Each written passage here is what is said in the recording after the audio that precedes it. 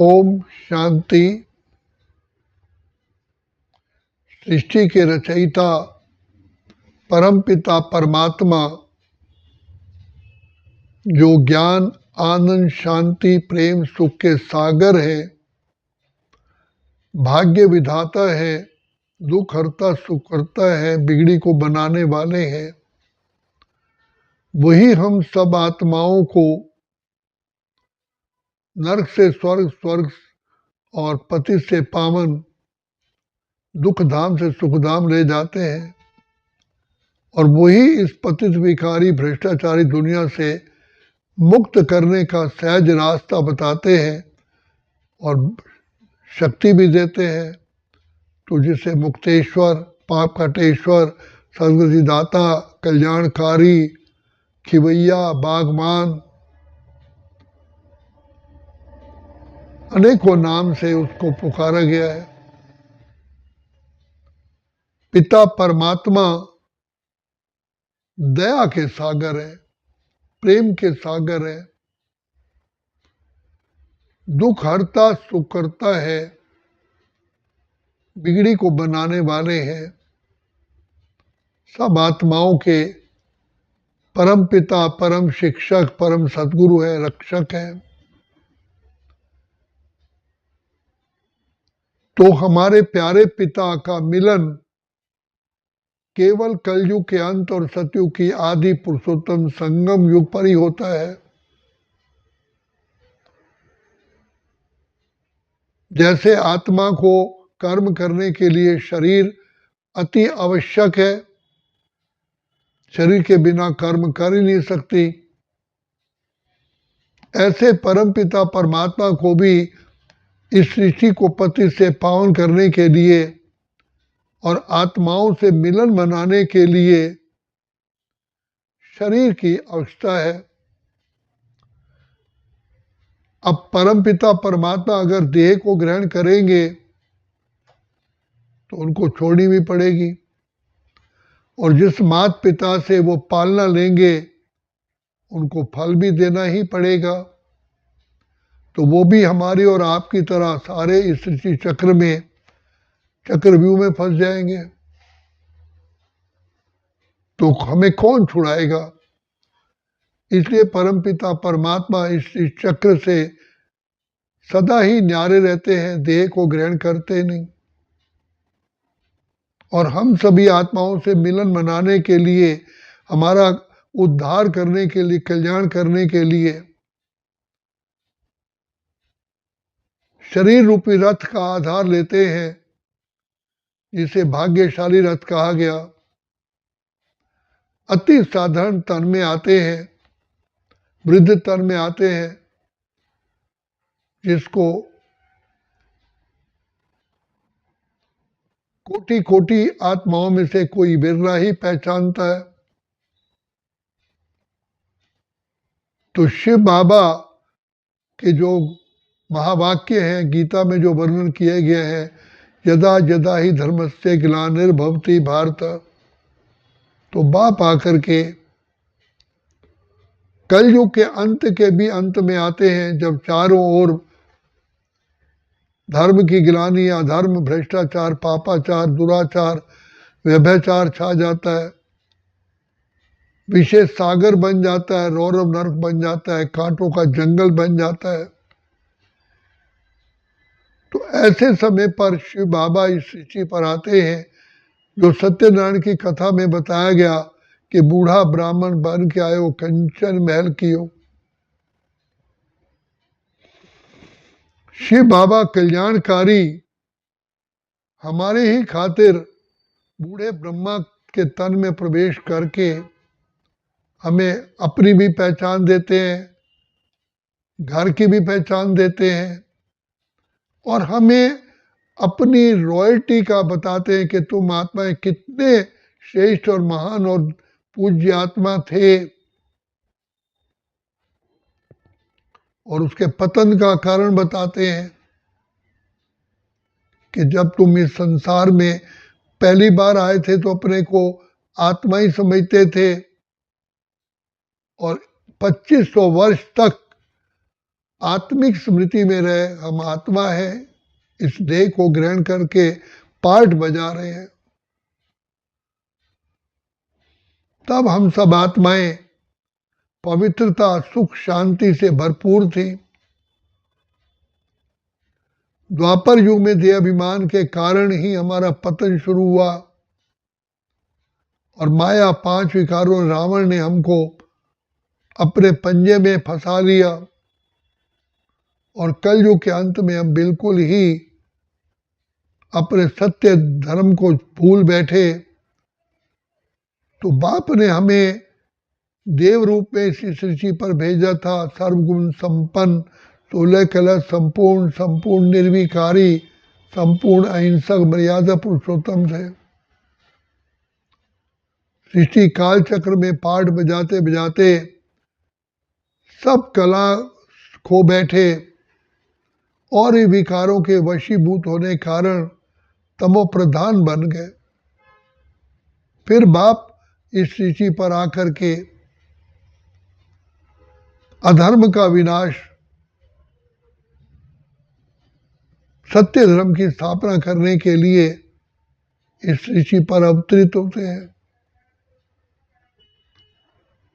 और आकर के नर को, जो नर दानव बन गए हैं, दानव को मानव, मानव को देव बनाते हैं।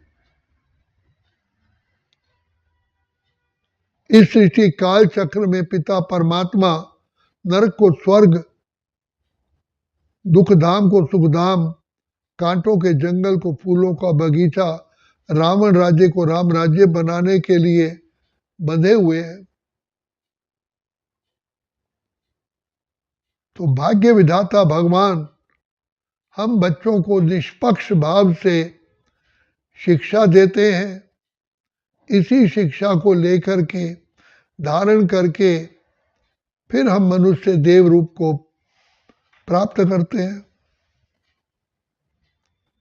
तो बाप आके हमें समय की पहचान देते हैं और कहते हैं कि नर को श्री नारायण, नारी को लक्ष्मी बनने के लिए 4 हमें अलंकार से सजाते हैं, शंख, चक्र, गदा और कमल का फूल।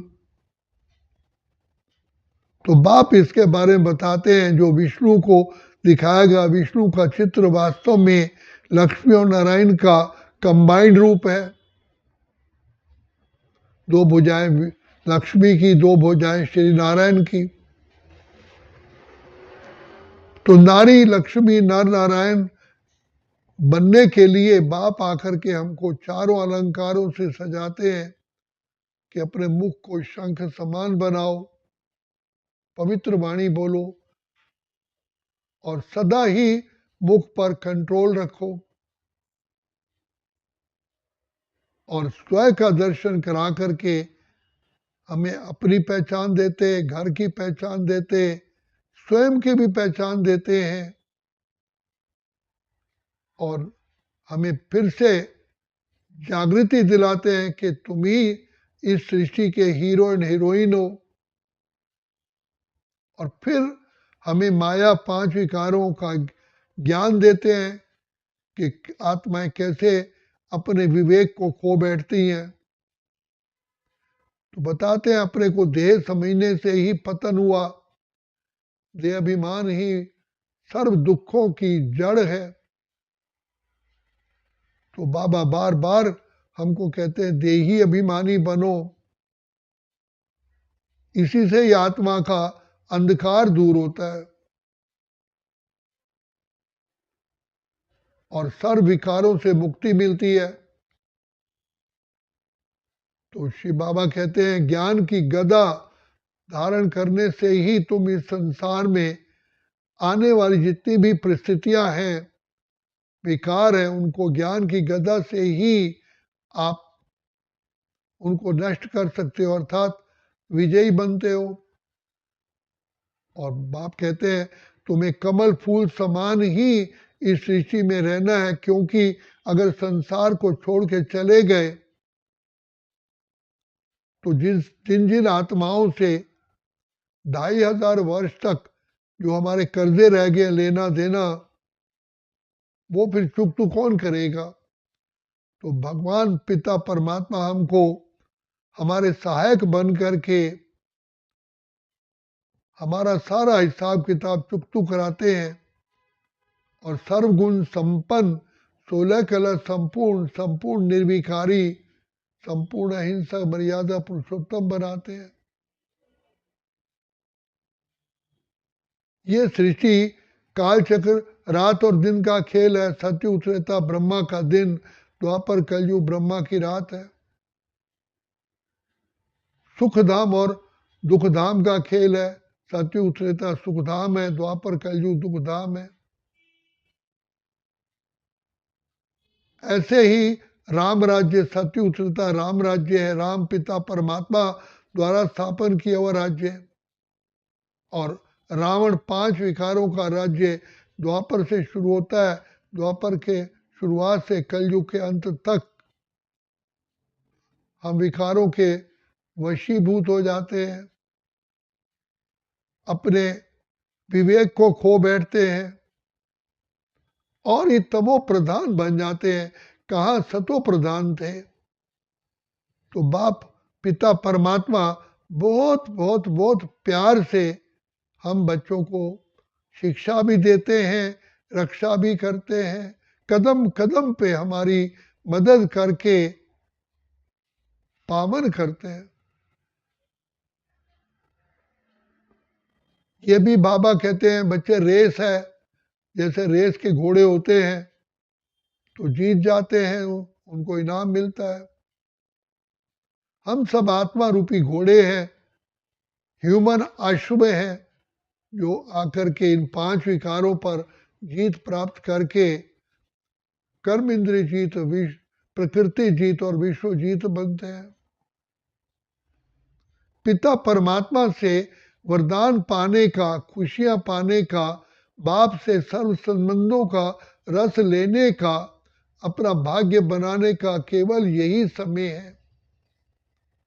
तो बाप कहते हैं बच्चे, मैं तुम्हारे द्वारा ही राम राज्य की स्थापना करता हूं।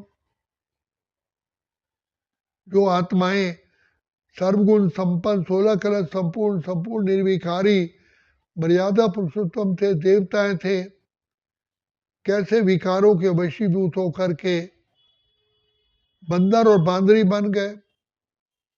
बंदर बांदरी में सबसे ज्यादा विकार पाए जाते हैं। तो बाप आकर के हमें फिर बंदर से मंदिर लायक बनाते हैं। इसलिए कहानी में बताया गया कि भक्त भले उच्च कोटि का भक्त था नारद, लेकिन लक्ष्मी स्वयंवर में बैठा लक्ष्मी को वरने के लिए, तो उसको अपनी शक्ल ही बंदर जैसी दिखाई दी। तो भगवान याद दिलाते हैं कि तुम ही मंदिर लायक थे और बंदर बांदरी बन गए। अब फिर से मैं तुमको मंदिर लायक सो देवी देवता बनाने के लिए आया हूं। समय की पहचान देते हैं कि अब कलयुग का अंत का भी अंत है, सतयुग आने वाला है और सतयुग में वही आत्माएं पाठ बजा सकती है जो अपने को मंदिर लायक बनाती हैं। यही भाग्य बनाने का समय है। भाग्य विधाता से मिलन केवल इस सृष्टि काल चक्र में एक ही बार होता है और वो भी कलयुग के अंत के भी अंत में। तो जो आत्माएं पिता परमात्मा को पहचानती हैं, पिता शिव बाबा के ब्रह्मा द्वारा बच्चे बनते हैं, वही ब्राह्मण कहलाते हैं। सतयुग में सूर्यवंशी, त्रेता में चंद्रवंशी, द्वापर में वैश्यवंशी, कलयुग में शूद्रवंशी बनते हैं और अब ब्राह्मण बन करके फिर से देव पद की प्राप्ति करते हैं। तो लक्ष्मी नारायण या जितने भी देवी देवताएं हैं पूर्व जन्म में ब्राह्मण थे और ब्राह्मण बन करके उन्होंने सहज ईश्वरीय ज्ञान और सहज राजयोग की शिक्षा को लेकर के अपने को पावन बनाया और उसी का फल सतयुग त्रेता में प्राप्त करते हैं। संसार में कहा जाता है यह सृष्टि कर्म क्षेत्र है। तो लक्ष्मी नारायण, राधे कृष्ण, राम सीता या जितनी देवी देवताएं उन्होंने क्या कर्म किए थे, तो पुरुषोत्तम संगम युग पर परमपिता परमात्मा के द्वारा प्रजापिता ब्रह्मा की संतान ब्राह्मण बन करके इतना ऊंच पद पाया। अब यही समय है भाग्य बनाने का, जीवन में दुख अशांति से दूर होने का और पिता परमात्मा से वरदानों से झोली भरने का। केवल यही समय है। इसलिए बाप कहते हैं कि बच्चे अपने आप को पहचानो, बाप को जानो और मुझ पिता परमात्मा से सर्व अधिकार प्राप्त करो। लेकिन ये याद रखना, मुझ पिता परमात्मा का इस ऋषि पर आना एक ही बार होता है। अगर अभी परमात्मा पिता से मिलन मनाया, प्राप्ति की तो की, नहीं तो सदा काल के लिए वंचित हो जाओगे। तो परमात्मा एक ही बार आकर के भाग्य हमारा बनाते हैं।